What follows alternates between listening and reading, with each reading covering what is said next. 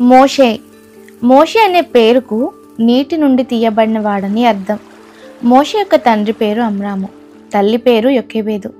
మోషేకు ఒక అక్క, ఒక అన్న కూడా ఉన్నారు. అక్క పేరు మిరియాము, అన్న పేరు అహరోను. మిరియాము మొదటి కుమార్తె, అహరోను రెండవవాడు, మోషే ఆఖరి కుమారుడు. వీరిది లేవి గోత్రం. మోషే యొక్క తల్లిదండ్రులు ఐగుప్తు దేశంలో బానిసలుగా ఉన్నారు. మోషే పుట్టే సమయానికి ఐగుప్తు దేశంలో ఇశ్రాయేలీయులు పడిన శ్రమ ఇంత అంతా కాదు. యోసేపును ఎరుగని కొత్త ఫరో ఇశ్రాయేలు ప్రజలను శ్రమ పెట్టేవాడు. అతని ముఖ్య ఉద్దేశం అంటే భయం ఏంటంటే, ఎప్పుడైనా శత్రువులు వారితో యుద్ధం చేయడానికి వస్తే లెక్కకు ఎంతో విస్తారంగా ఉన్న ఇశ్రాయేలీయులు వారిని విడిచి శత్రుపక్షంగా చెదిరిపోతారేమో అని భయపడి ఇశ్రాయేలీయులను ఎలా అయినా అణిచేయాలనుకొని వారిని ఎంతో శ్రమ పెట్టేవాడు. శ్రమ పెట్టడానికే అధికారులను కూడా నియమించాడు.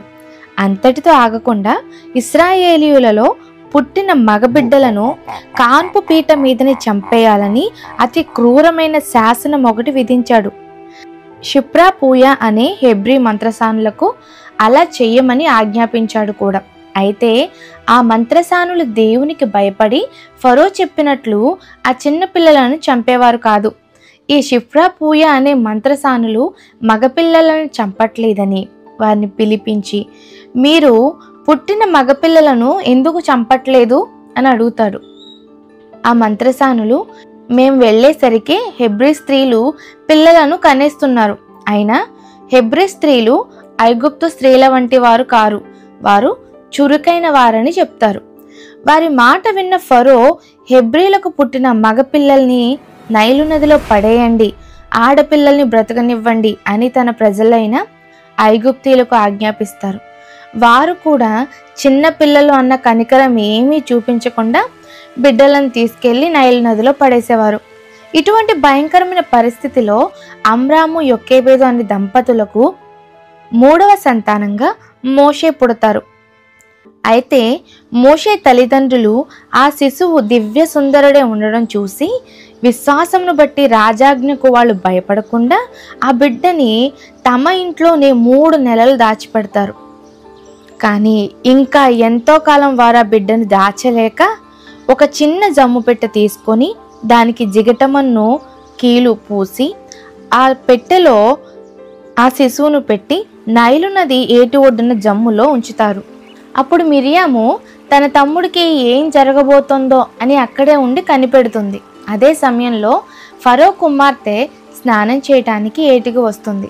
ఆమె తన పనికత్తెలతో కలిసి ఏటి ఒడ్డున నడుస్తున్నప్పుడు అక్కడ ఉన్నటువంటి నాచులో ఒక పెట్టె కనపడుతుంది. ఆమె తన పనికత్తెల్లో ఒకరిని పంపి ఆ పెట్టెను తెప్పించి తెరచి చూస్తే ఆ పిల్లవాడు ఏడవడం చూసి వాని మీద ఎంతో కనికరపడుతుంది. వాడు హెబ్రీయుల పిల్లల్లో ఒకడని కూడా గుర్తుపడుతుంది. దూరం నుండి జరుగుతున్న దానిని గమనిస్తున్న మిరియాము ఫరో కుమార్తె దగ్గరకు వచ్చి, నీ కోసం ఈ పిల్లవాడిని పెంచడానికి హెబ్రీ స్త్రీలలో ఒక దాదిని పిలుచుకొని రానా అని అడుగుతుంది. ఫరో కుమార్తె అందుకు ఒప్పుకుంటుంది. వెంటనే మిరియాము వెళ్ళి వాళ్ళ అమ్మనే ఫరో కుమార్తె దగ్గరకు తీసుకొస్తుంది. ఆ బిడ్డ తల్లి ఆమె అని తెలియని ఫరో కుమార్తె ఆ బాబుని యొకేబేదుకి ఇచ్చి, ఈ బిడ్డను పాలిచ్చి నా కోసం పెంచు, నేను నీకు జీతం ఇస్తాను అని చెప్తుంది. యొకేబేదు తన కుమారుని తన ఇంటికి తీసుకొని వెళ్ళి పాలు ఇచ్చి పెంచుతుంది.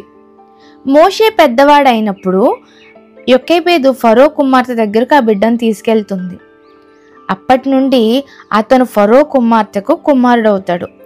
ఆమె అతన్ని చూసి, ఈ బిడ్డని నేను నీటిలో నుండి తీశాను గనుక ఇతని పేరు మోషే అని పెడుతుంది. ఆమె మోషేని తన కుమారుడిగా పెంచుకుంటుంది.